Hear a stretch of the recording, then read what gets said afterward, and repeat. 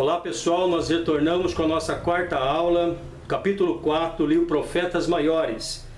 Falaremos sobre o livro das Lamentações de Jeremias.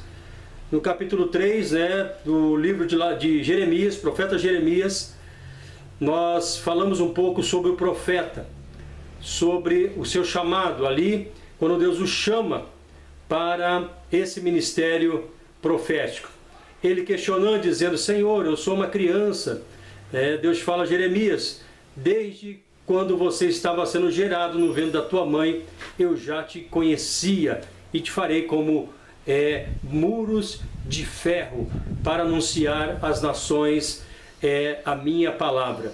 E nós vamos ver o cenário de Jeremias, que Nabucodonosor invade Jerusalém, destrói Jerusalém, e ele vendo a cidade sendo destruída, o povo sendo levado cativo para a Babilônia, ele mesmo ficando ali em Jerusalém, ele sente a dor daquela que era bela entre as nações, a Sião, a cidade de Jerusalém, onde estava o templo do Senhor, queimando, sendo destruída, os muros sendo quebrados. Então ele sente essa dor, e no meio de todo esse cenário de sofrimento, de destruição, ele escreve o livro de Lamentações de Jeremias. E é sobre isso que nós iremos falar no capítulo 4 do nosso livro, na página 12, sobre o livro das Lamentações, aonde Jeremias relata o seu sentimento, a sua dor, aquilo que ele está vendo quando ele vê o templo de Jerusalém, a cidade, como já falei, destruída. O autor, o lugar e o tempo. Jeremias também é o autor de Lamentações. Este livro, uma vez, foi parte do livro de Jeremias em um tempo e se chamou o segundo livro de Jeremias. Segundo a tradição judaica, os tradutores da Septuaginta, que fizeram essa separação entre o livro de Jeremias e o livro de Lamentações. Porém, era um só livro, ou chamado de segundo livro de Jeremias. O livro de Lamentações foi escrito pelo profeta depois da destruição final de Jerusalém, a qual foi levada a cabo por Nabucodonosor. Isso significa que o livro foi escrito cerca de 588 a.C. Esse livro provavelmente foi escrito em Jerusalém, fora da cidade, segundo a história, próximo ao Gólgota, também chamado de o Calvário. Há uma cova escondida chamada a Cova de Jeremias. Acreditam que o profeta, após ver todo esse acontecimento, ele senta ali sobre uma pedra e começa a se lamentar pela destruição da cidade.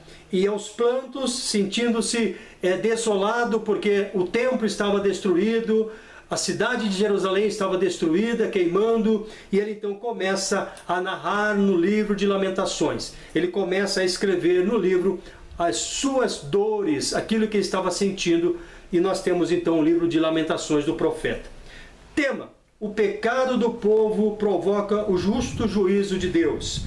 Nós vimos no capítulo 3, lá no livro do profeta Jeremias, que Manassés, os reis de Judá, estavam entregues ao paganismo, à idolatria. Eles ofereciam seus próprios filhos, como falamos, ao deus Moloque, para que fossem as crianças queimadas vivas.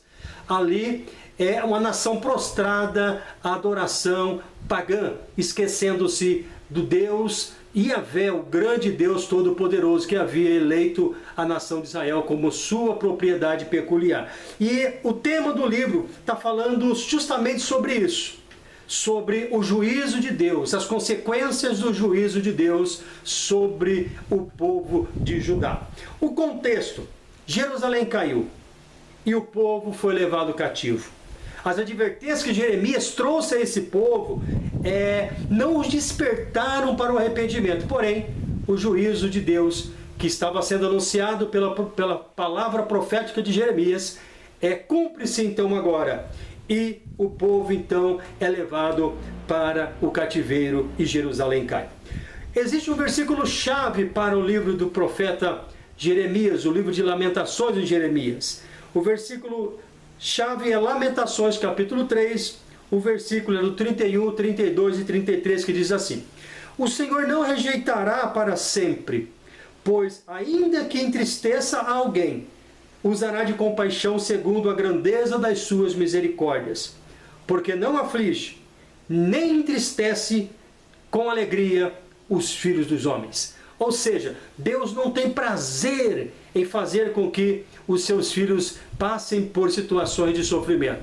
Mas sabemos que tudo isso é didático, é pedagógico. Deus tem os seus meios de nos ensinar e nos fazer compreender a sua vontade. Porque facilmente o ser humano ele se perde em todos os prazeres que o mundo oferece, como a nação estava naquela época perdida.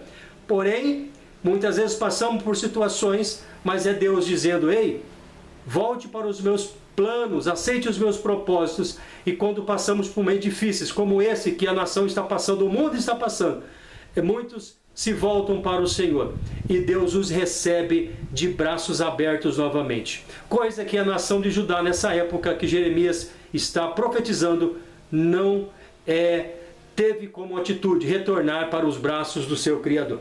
Pensamento central do livro: o sofrimento e as calamidades produzidas pelo pecado, e a misericórdia e a compaixão que tinha Jeová, mesmo quando ainda estava entristecido com seus filhos. Deus sempre tem uma proposta de amor para os seus filhos. Nós vemos no Pentateuco, nós vemos ali em Deuteronômio, o último livro escrito do Pentateuco, o amor de Deus sendo manifestado naquele livro. O amor, o desejo de Deus em nos amar cada dia mais.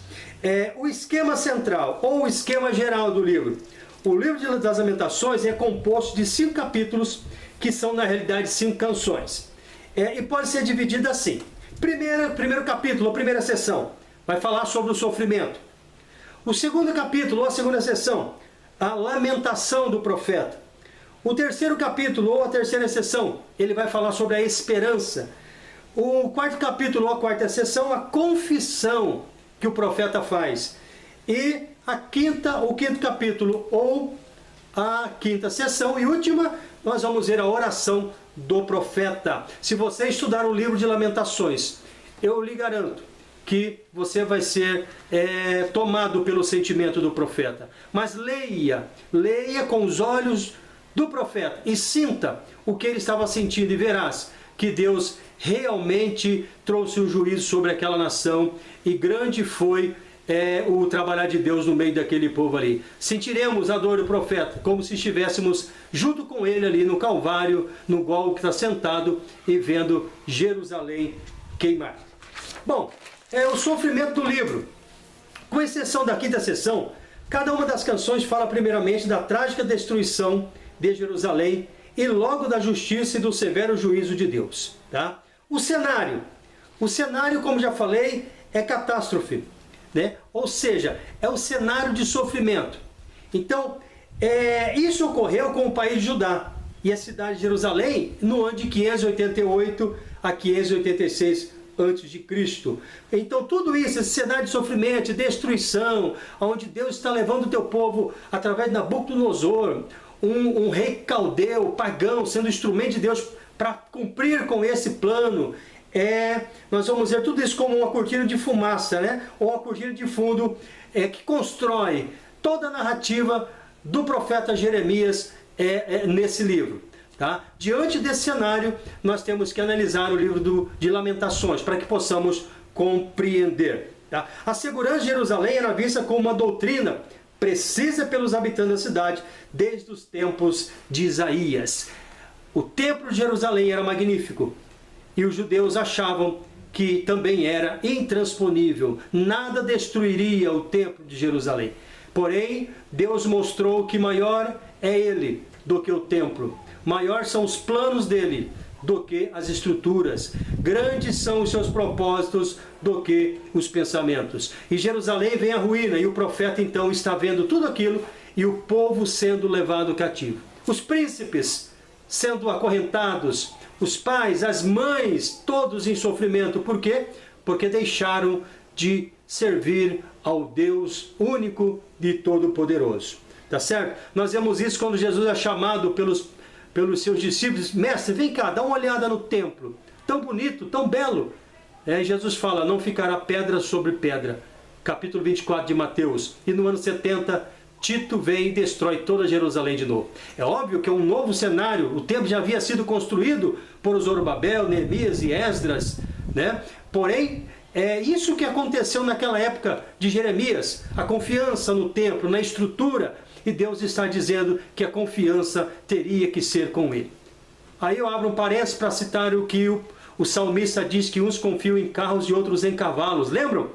É justamente isso. Quando confiamos na estrutura, quando confiamos nas instituições, quando confiamos em nós mesmos, pode ter certeza que estamos a um passo de sermos repreendidos por Deus, para que possamos voltar à dependência dele ou da sua própria vontade. Tá certo? Então, nos meses e anos que se seguiram, suas mentes foram importunadas com muitas perguntas não respondidas acerca da sua história passada e do seu destino futuro. Então, o povo está agora no cativeiro, a cidade sendo destruída, e Jeremias relatando o que ele está vendo no livro de Lamentações. Você pode estudar de acordo com a seção que está aqui. Nós temos na página 13, né, as seções do livro. A primeira seção é a primeira seção do lamento, a tristeza da Sião cativa, de Jerusalém, que vai do capítulo 1, versículo 1 até o 22. A segunda seção, o segundo lamento, as tristezas de Sião vêm do Senhor. Aí vai do capítulo 2, do versículo 1 até o versículo 22. Terceira seção, ou terceiro lamento, a esperança de libertação através da misericórdia de Deus. Um vislumbre de esperança em meio ao caos. Aí nós encontramos o capítulo 3, versículo 1 até o 66. Na quarta seção, nós temos o quarto lamento, que é o castigo de Sião consumado, do capítulo 4, versículo 1 até o versículo 22.